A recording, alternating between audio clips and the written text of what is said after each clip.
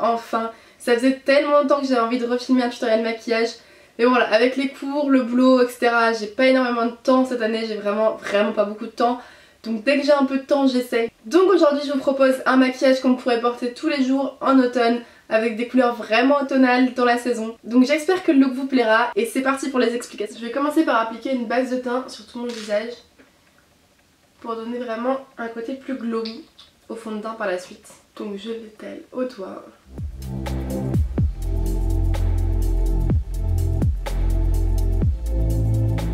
Maintenant que ma peau est bien préparée à recevoir du maquillage, je passe au fond de teint. Donc celui-ci il est vraiment pas incroyable, c'est le Accord Parfait chez L'Oréal.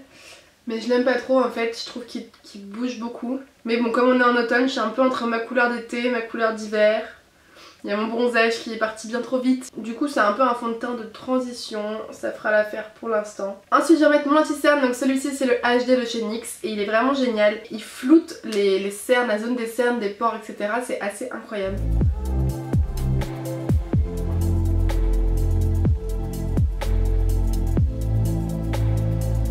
Donc j'en mets sur mes cernes et pour illuminer les ailes du nez, le menton et le front. Je vais ensuite l'estomper avec le Buffing Brush de chez Real Techniques. C'est une nouvelle technique que je teste depuis pas longtemps et franchement c'est vraiment bien. Ça fait son job parfaitement. Parce que ce pinceau il est très diffus donc ça déplace pas vraiment le fond de teint en dessous et ça c'est génial. Je le passe également sur mes paupières pour cacher les petites veines bleues toutes moches. Voilà, je crois que c'est pas trop mal. Je vais tout de suite venir poudrer les zones où j'ai mis de l'anti-cerne avec cette poudre là, la petite jaune claire de ma palette Make Up Revolution. Ça va nous permettre de fixer l'anti-cerne et que ça ne bouge pas dans les plis. Cette poudre je la trouve assez bien mais c'est vrai que dès que le fond de teint commence à se déplacer on la voit tout de suite. Et je l'applique au Beauty Blender pour avoir plus de matité. Ok, maintenant on va se bronzer un peu le visage avec cette poudre là et un gros pinceau. Je vais la mettre assez grossièrement dans le creux de mes joues, sur les tempes. Et je descends à peine dans la mâchoire et dans le cou pour égaliser.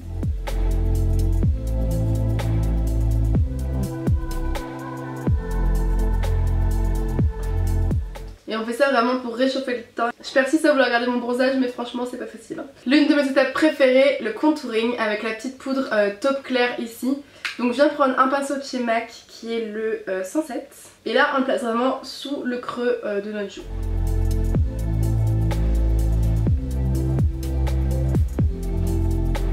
Et à peine ici.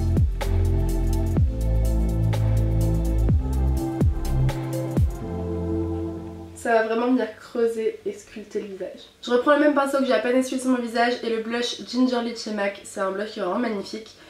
Pour l'automne, il est un peu bois de rose, il tire sur les marronnés.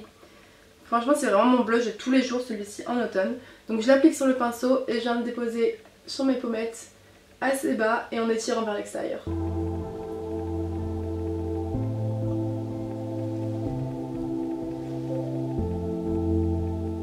Regardez comme ça donne bonne mine tout de suite là.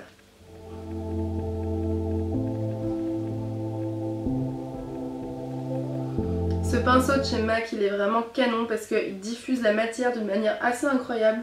On n'a jamais de taches ou autre de matière avec ça donc franchement c'est vraiment top. Je passe maintenant à l'highlighter. Alors il faut savoir que l'highlighter c'est une de mes passions dans la vie. J'adore, je trouve ça juste canon. Donc là je viens appliquer le Opal de chez Becca.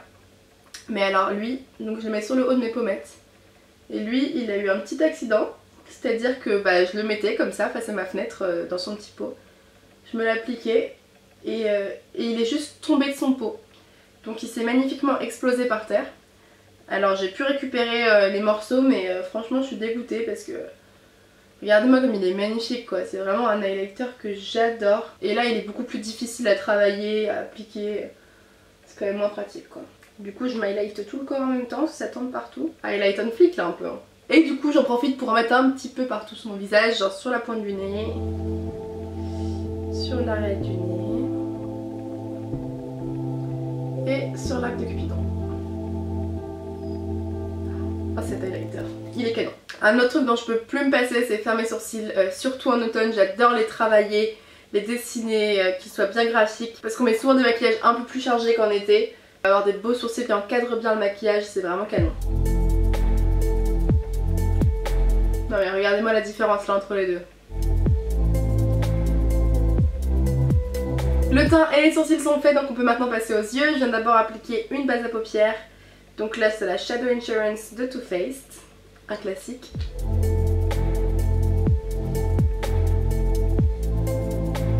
Et pour ce maquillage, je vais venir utiliser la sublime palette Rose Gold Edition. C'est un bijou cette palette, honnêtement. Depuis que je l'ai, je crois qu'il n'y a pas un seul jour où je ne me suis pas maquillée avec. Et la qualité est juste dingue. La pigmentation des fards est assez incroyable. Et regardez-moi les couleurs quoi. Ça c'est un vrai nuancier d'automne avec lequel on peut bien s'éclater. Donc je commence avec le fard Bay qui est ce petit beige clair juste ici mat que je vais appliquer sur toute ma paupière mobile et fixe. Ce fard est incroyablement pigmenté, honnêtement il est assez dingue, même si c'est un fard beige pourrait sembler basique mais pas du tout. Ça va nous permettre de bien faciliter le travail d'estompage des fards après par la suite. Je viens ensuite prendre le fard Sandalwood qui est ce petit caramel juste en bas. Et en couleur de transition il est juste magnifique. C'est dans les tons chauds, orangés de l'automne. De toute façon c'est vraiment ce qu'on voit partout sur les tendances make-up en ce moment. Et je le place en partant du coin externe. Donc on fait toujours l'impact de matière au coin externe. Et je reviens vers l'intérieur de mon œil. Pareil, je fais l'impact de matière au coin externe. Et tout en estompant, je ramène la couleur vers le coin interne. Je prends un pinceau un peu plus précis, toujours pour aller dans mon creux mais plus précisément. Et je prends le fard Henna qui est ce fard brique juste ici. Encore une fois c'est pile dans les couleurs de l'automne et il se marie super bien avec le précédent.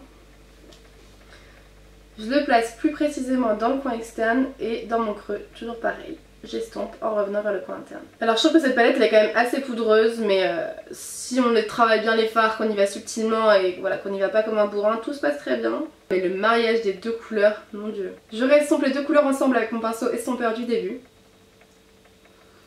Dites-moi si ce genre de vidéo un peu maquillage plus simple de tous les jours vous plaît. Parce que c'est vrai que quand c'est pas des gros smokies, des maquillages bien travaillés, je sais pas si ça peut vous plaire ou pas. Donc je me suis dit bon, je vais filmer et je verrai bien avec leur retour. Je vais maintenant appliquer le fard Moon Dust qui est un beige clair irisé sur toute la paupière mobile. Vous pouvez aussi appliquer le fard Bay qu'on a appliqué au début, ça vous fera un maquillage complètement mat. Je le prends donc sur mon doigt pour plus d'intensité. Et hop, je le pose sur la paupière mobile. Donc c'est vraiment un doré clair beige irisé qui a une pigmentation. Et de toute façon comme tous ces fards, ils ont une pigmentation incroyable. Et je viens ensuite le refondre au coin externe avec un petit peu de fard Sandalwood. Je passe au ras de cils inférieur avec un tout petit pinceau boule comme ça et je vais d'abord appliquer la teinte Sandalwood, donc le petit caramel qu'on avait mis en couleur de transition sur tout mon ras de cils inférieur. Donc en fait je reprends les mêmes teintes qu'au-dessus, donc Sandalwood et Henna, et je les place un peu dans le même ordre sur le ras de cils inférieur. Je viens placer Henna un peu plus précisément et plus au coin externe. Et enfin je termine mon ras de cils inférieur avec la teinte Coco qui est celle-ci pour vraiment foncer et intensifier le coin externe uniquement. Les couleurs se fondent incroyablement bien ensemble. On a maintenant fini le travail des fards, donc là c'est assez optionnel mais moi j'aime ça donc je vais en mettre. Je viens mettre un trait de liner avec le Epic Ink Liner de chez NYX. Est-ce qu'on peut prendre 2 minutes pour ce liner s'il vous plaît? Il est noir, d'une intensité vraiment, regardez-moi ça, un trait boum. Il est super précis, super fin et vraiment maniable. C'est vraiment le type de liner que j'adore.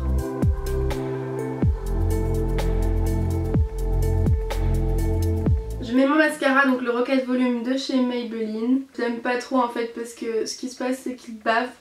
C'est-à-dire que si je mets pas de fard à paupières beige sur ma paupière supérieure ou inférieure, je vais avoir des traces toute la journée et ça m'insupporte. Et je trouve qu'il déploie pas les cils aussi bien que le cil sensationnel. Mais bon, il fera l'affaire.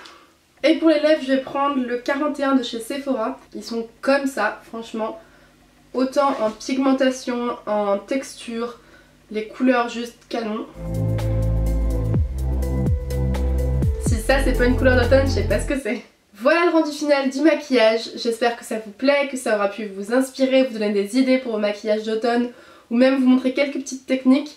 Voilà, n'hésitez pas à me laisser tous vos retours, vos questions, vos réactions en commentaire, je me ferai un plaisir de vous lire et d'y répondre. Certains trouveront que c'est beaucoup pour un maquillage de tous les jours, d'autres pas du tout. Mais franchement c'est vraiment pas quelque chose qui me dérange ou qui me fait peur de mettre des couches de fond de teint, du mascara, faire un contouring, du liner pour aller en cours. Je pourrais même porter un smoky à paillettes pour aller en cours. Franchement je m'en ficherais complètement. Donc voilà, éclatez-vous vraiment avec le maquillage, c'est le but. Moi j'adore ça, j'adore jouer avec les couleurs, les textures, etc. Et sur ce je vous laisse, je vous dis à la prochaine et on se retrouve bientôt dans une nouvelle vidéo. Bye.